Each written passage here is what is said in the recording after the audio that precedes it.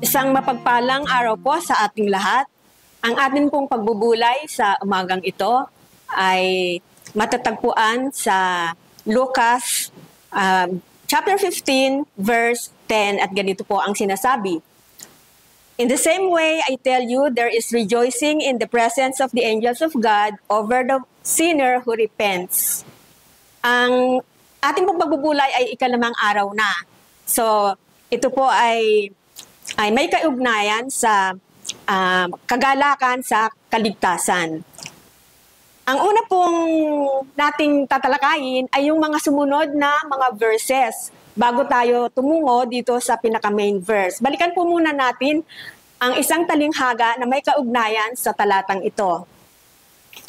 Matatagpuan din po ito sa Lucas verses 3, 4, 5, and 6. At ganito po ang sinasabi.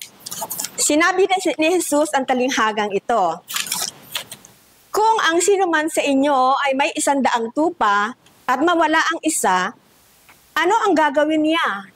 Iniwan niya ang 99 sa ilang at hahanapin ang nawawala hanggang sa matagpuan, hindi ba? Kaya kapag nasumpungan naman niya, ay masaya niyang papasanin ito at pagdating sa bahay, aanyayahan niya ang kanyang mga kaibigan at mga kapitbahay at sasabihin niya, makipagsaya kayo sa akin sapagkat nasupungan ko sa wakas ang tupa kong nawawala. Sa verse 10 po, at itong ating tatalakayin, ay may 3 punto na ibig ipahiwatig sa atin. Una, the joy of salvation o ang kagalakan ng kaligtasan. Each time a person turns to Christ in repentance, there is a great joy in heaven. Salvation brings joy not only to the individual, but also to all who witness God's saving grace. Pangalawa po, participating in heaven's celebration o pakikibahagi sa pagdiriwang ng langit. As believers, we get to share in the joy of seeing lives transformed by the power of the gospel. This joy should motivate us to continue sharing the good news. And number 3, at ito po ang panghuli, witnessing with joy and expectation. Humayo daw na may kaligayahan at pag-asa na inaasam na marami ang maliligtas. Evangelism isn't just a duty.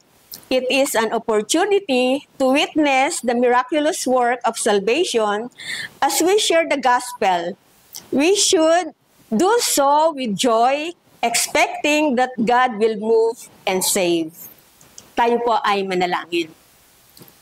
Dakila naming Ama, salamat po sa pagkakataong ito na pinagkaloob mo sa amin, nakakapagbahagi ng iyong banal na salita. Salamat, Panginoon, sa iyong saving grace na ino-offer mo sa bawat isa sa amin upang kami ay hindi mapahamak o hindi magkaroon ng buhay na walang hanggan. Salamat, Panginoon, sa talento na pinagkaloob mo sa bawat isa upang maibahagi ang iyong banal na salita ng pagliligtas. Ito po ang aming dalangin sa pangalan ni Jesus. Amen. Ang susunod po nating magbibigay ng pagbubulay ay ang pagbubulay number 6. At inaanyayahan po namin kayong lahat na muli kayong makibahagi sa ating pag-aaral. Salamat po.